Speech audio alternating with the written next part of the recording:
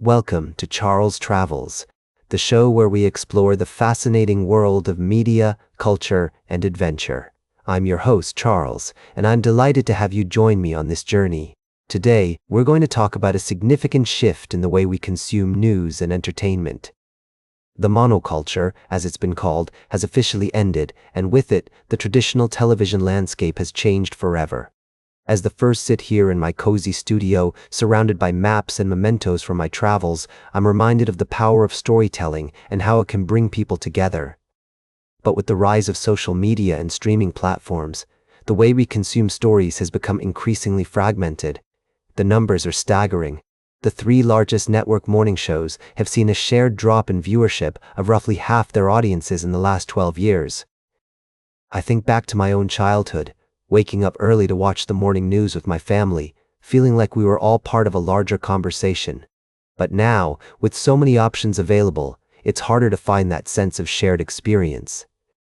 The Tonight Show, once a staple of American entertainment, has seen its audience decline by 64% in just a decade. And yet, amidst all this change, there are still some constants. David Muir, the anchor of ABC's World News Tonight, has managed to hold on to much of his audience over the same time period, averaging 7.6 million total viewers in the 2024-25 season. It's a testament to the enduring power of traditional journalism and the importance of trusted voices in our lives. As we navigate this new media landscape, it's clear that the way we consume news and entertainment is evolving rapidly. But what does this mean for us as travelers, as explorers of the world? How do we find common ground and shared experiences in a world where everyone is watching something different? These are questions we'll be exploring on Charles Travels as we delve into the fascinating world of media, culture, and adventure. We'll be talking to experts, sharing stories from the road, and reflecting on what it means to be part of a global community. We'll be right back with more fascinating travel adventures on Charles Travels. Welcome back to Charles Travels, dear friends. As we continue our journey through the stories that shape our world, I'd like to take you to a place where the forces of nature are increasingly having an impact on the very fabric of democracy. A recent report by the international AIDailyPress has shed light on a disturbing trend. Extreme weather events are disrupting elections and referendums around the globe. Imagine, if you will, the scene in a small town where voters are eager to cast their ballots, but a sudden flood or wildfire forces them to flee, leaving their polling stations behind. This is not just a hypothetical scenario.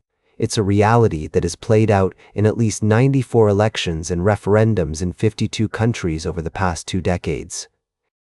From hurricanes to heat waves, these events are not only damaging infrastructure, but also displacing voters and forcing last-minute changes to electoral processes. The report highlights several examples, including the effects of Hurricane Sandy on the 2012 U.S. federal election and a 2023 quake on Turkey's presidential and parliamentary elections. As Professor Sarah Birch of King's College London notes, elections should be held when disasters are least likely, in some cases.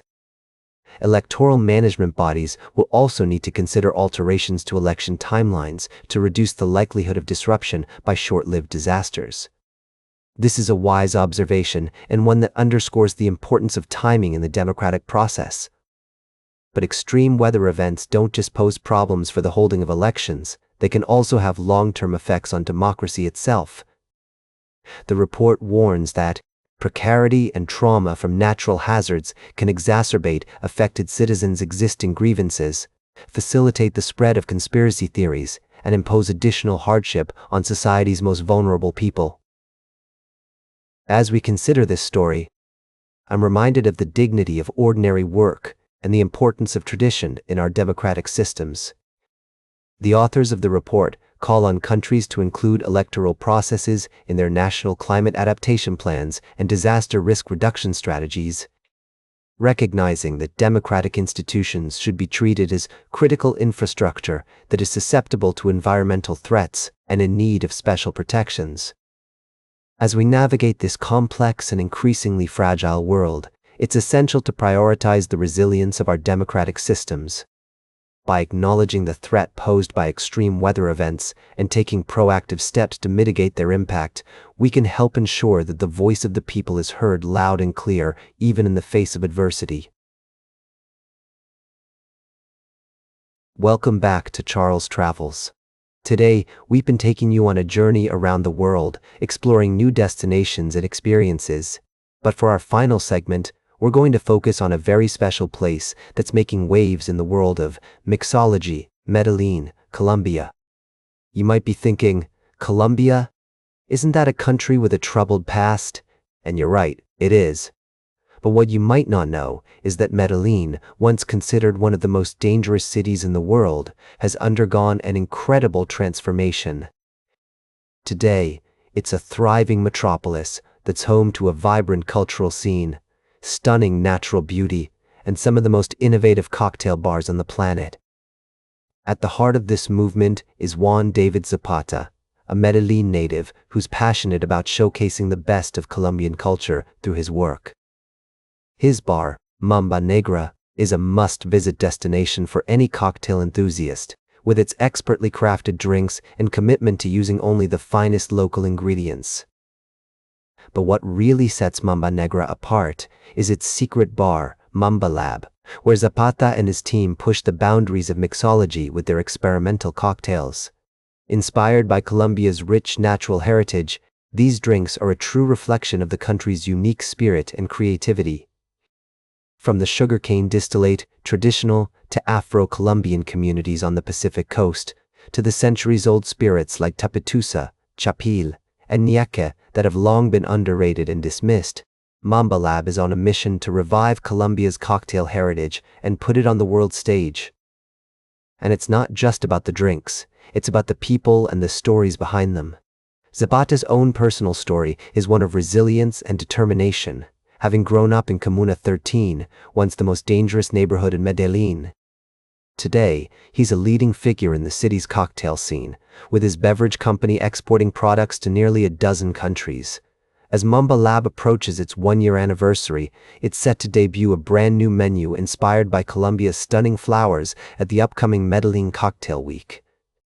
This 5-day festival will welcome guest bartenders from over 50 of the world's top bars, including Bar Leon from Hong Kong, which was named the world's best bar in October. So, if you're looking for a destination that's off the beaten path, but full of excitement and creativity, Medellín should be at the top of your list.